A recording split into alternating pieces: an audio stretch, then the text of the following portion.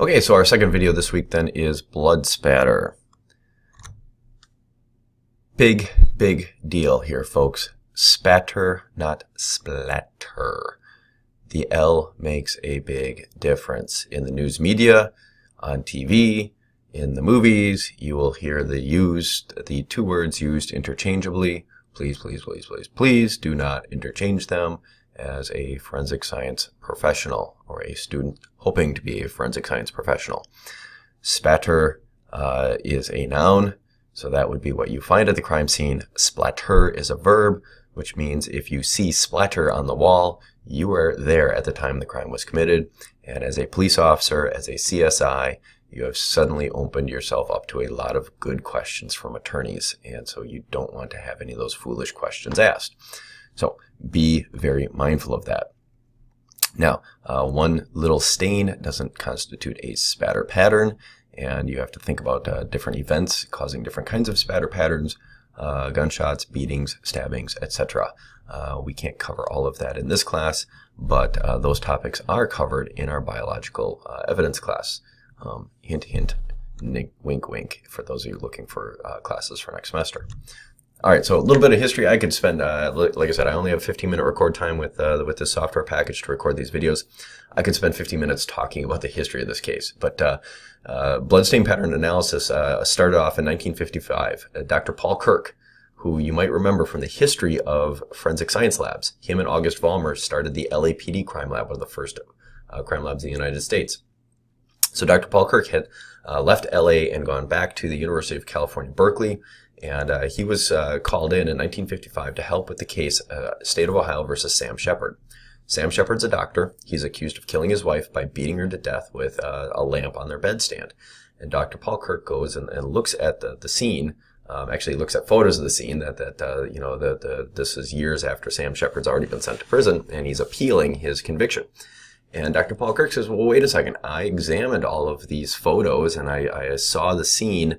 Not with her there, but saw the room, and there is no way this guy could have done this, because it was a left-handed person who was swinging this object, hitting this lady, and Mr. Sam Shepard is right-handed, and very dominantly right-handed, and as a dominantly right-handed person, just the force and everything that would have been used couldn't work. A fun little footnote on this case. This case became the basis of a TV show called The Fugitive. That TV show was later remade into a movie called The Fugitive. The movie of The Fugitive, by the way, starred Harrison Ford and Tommy Lee Jones, the late 90s. Kind of a cool thing. You might find it on Netflix. I don't know. But in those two movies, or in the movie and the TV show, they simplified the situation of Dr. Sam Shepard being not in prison, fighting from prison, hiring experts to help him out. He escapes from prison and tries to prove himself innocent. And instead of the right-handed person versus the left-handed person, they made the person a one-armed man. It was kind of interesting. It's funny, but just the way they can take and change the facts and make a fun little scripted show about it. Dr. Paul Kirk does what he does, and he moves on to other research interests. And so McDonnell is the person who's really seen as being the person who really made blood spatter analysis a modern science. He actually conducted a lot of experiments and finally published in 1971 flight characteristics of human blood and stain patterns.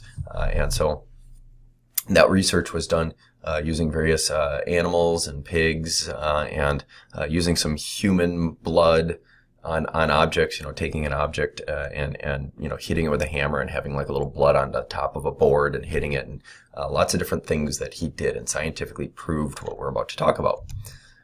So the first thing, direction of travel.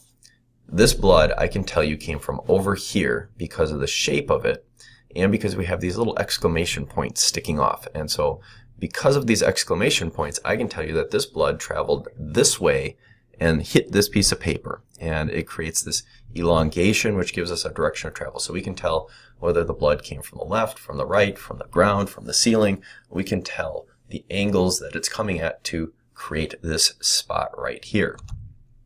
So you can do this at home. You can take some fake blood, just mix a little Carol syrup with red food coloring. It looks like fake blood. At Halloween, you can go buy fake blood, and you can put a little fake blood on a brick, hit it with a hammer, and look at what you get. You get these high velocity, elongated stains, and they might have the true exclamation point.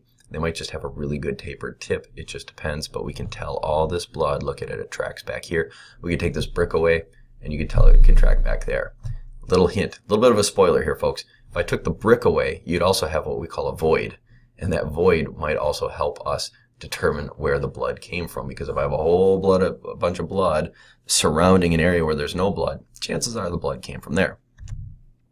All right, so some people talk about a point of convergence. You want to use that term. Area of convergence. Look at all this blood.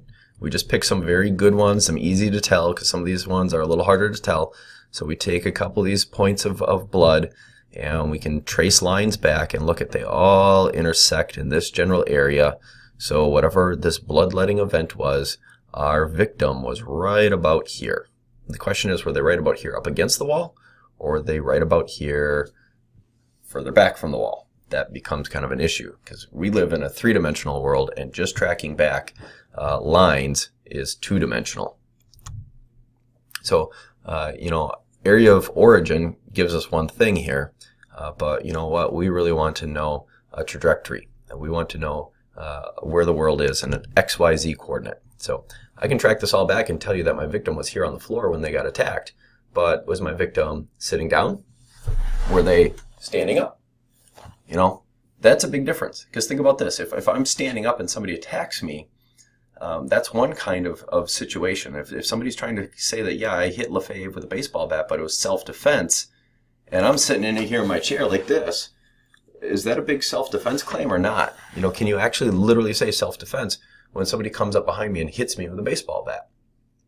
And so my chair might be gone from the room. I'm not gone from the room by the time you as the investigator get here, because EMS has transported me. And so now you have no way of knowing, was I sitting in the chair? Was I standing up? All you know is that the bloodletting event happened right about here. But what? And we've got a suspect who says self-defense. Well, okay. Wait a second. We can track this. We can calculate it. We can show. No. Our victim was standing. So yeah, maybe self-defense might be into play here. Or no, my victim was sitting down. My victim was kneeling on the ground. My victim was laying on the ground. You had already knocked them down, and then you bashed their skull in. Big change.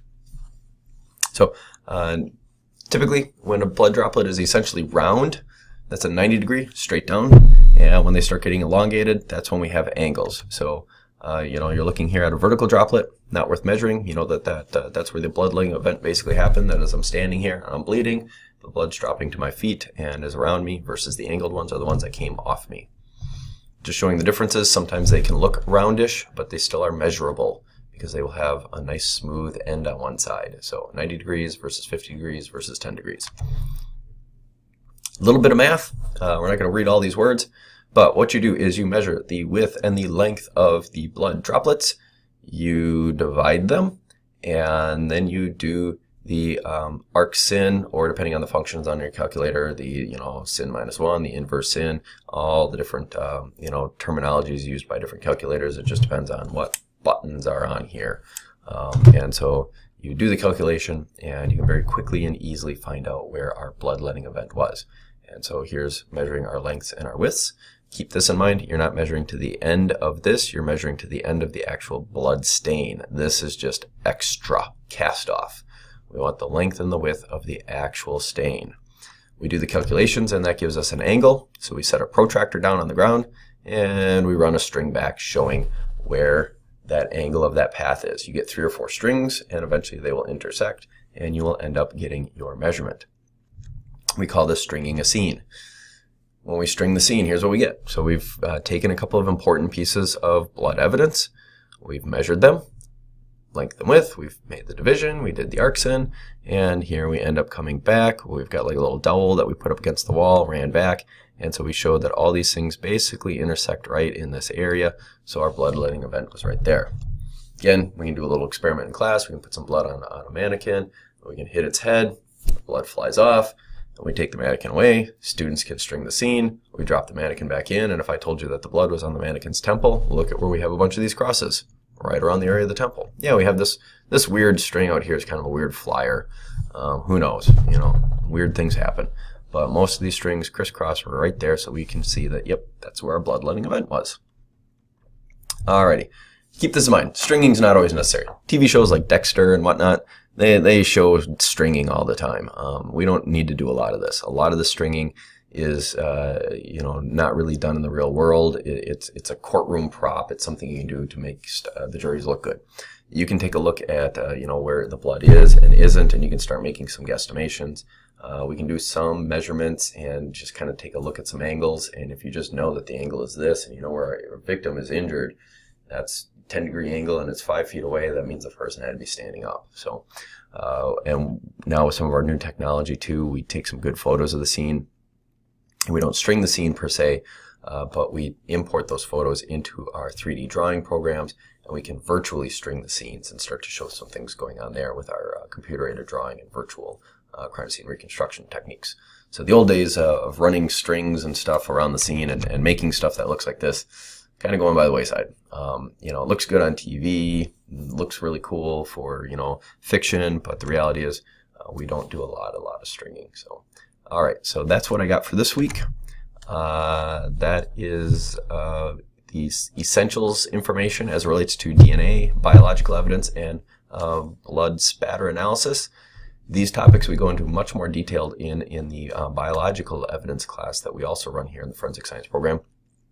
So, do be on the lookout for that class if you're looking for electives as a CJ major. For my forensic science students, that is part of your core.